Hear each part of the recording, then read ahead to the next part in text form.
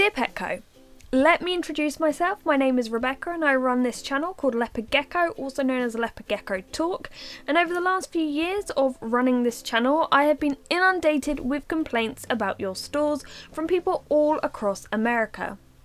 I'd hoped it was only an isolated incident, but it has become quite apparent that this problem is nationwide.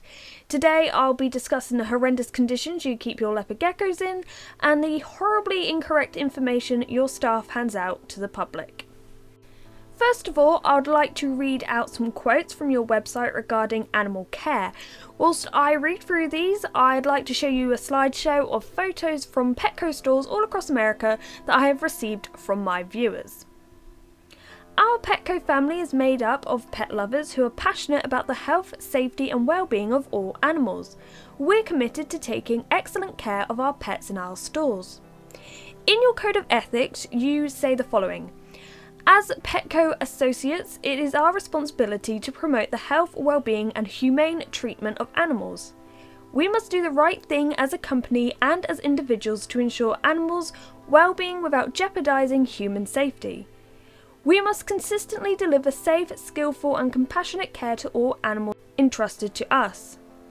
While animals are in our care, associates constantly monitor their health and well-being, beginning with regular checks during business hours conducted according to guidelines created by experts.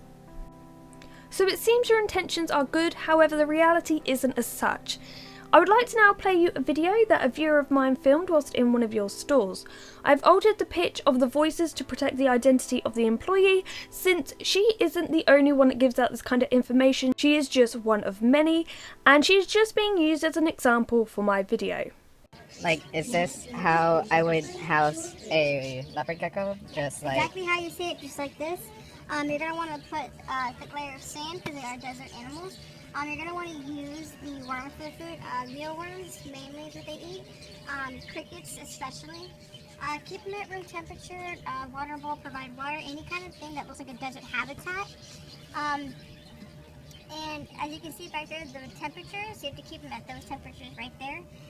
Just around 80 degrees is what they would really need. Moderate temperature between 60 and 65. And make sure they have like a little basking place and a little area to hide. That's basically how their habitat would be set up, no matter how big the cage is.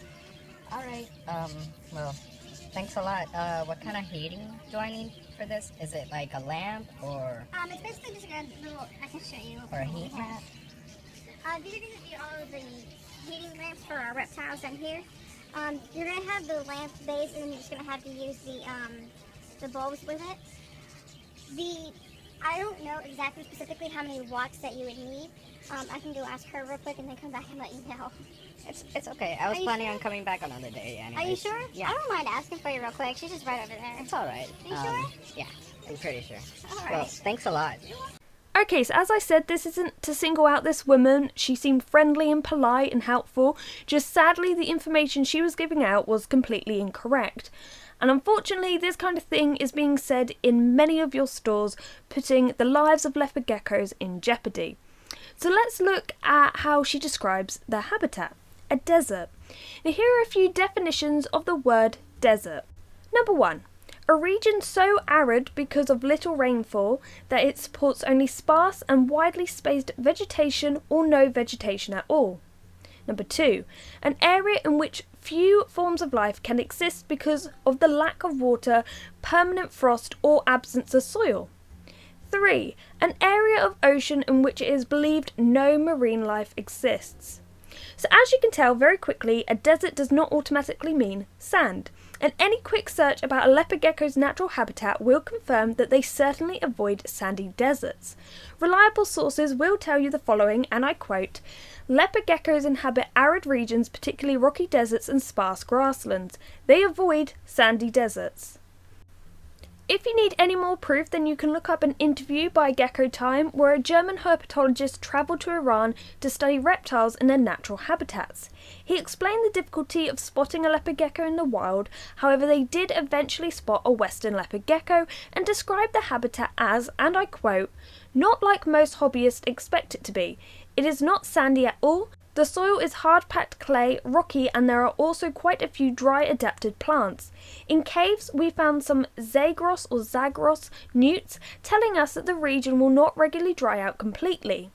Also, a quick search of the landscapes in Iran, Afghanistan, Pakistan, Iraq, northern India will confirm that a lot of the areas are rocky grasslands. So as you can see, explaining that using sand is actually recreating their natural environment is absolutely bogus. The next thing that is completely wrong that a lot of your employees seem to say is a temperature and heating situation. So the lady in the video says that geckos like 80 degrees Fahrenheit and will be fine at 60 to 65 degrees Fahrenheit.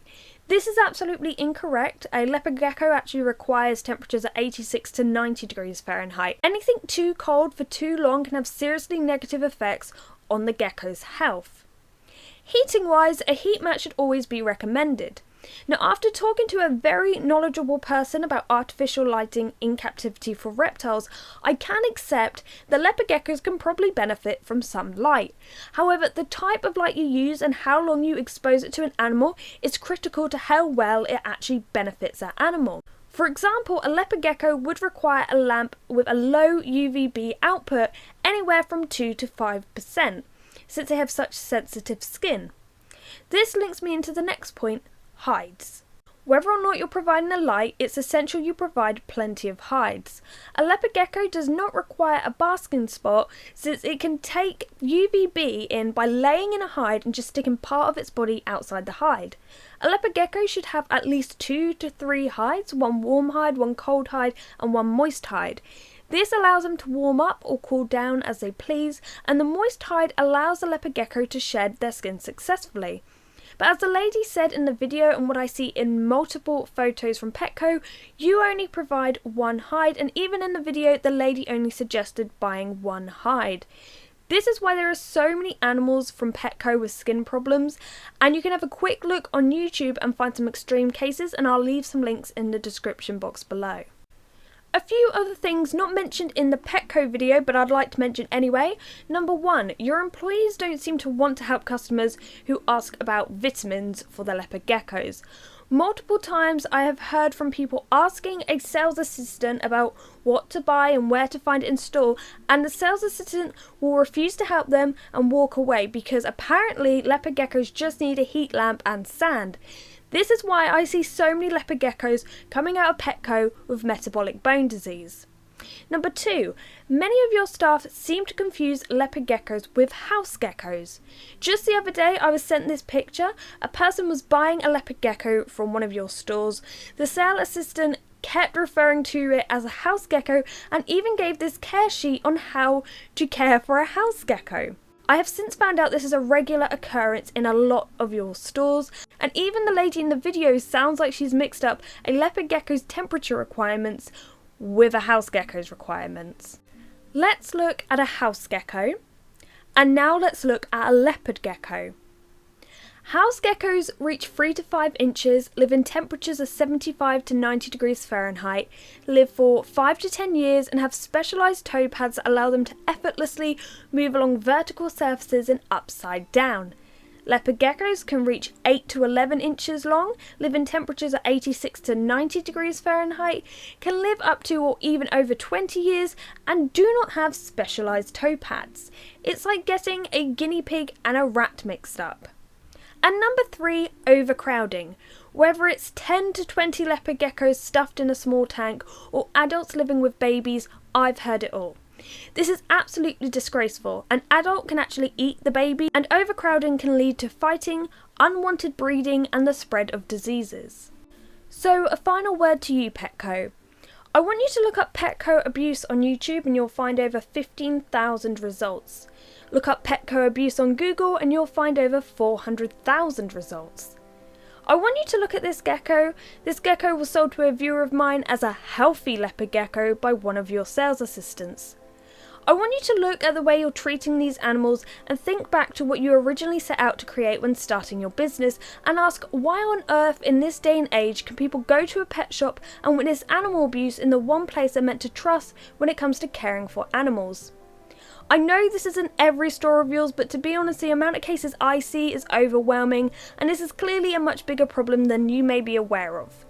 I really hope this makes a difference, and thank you very much for watching.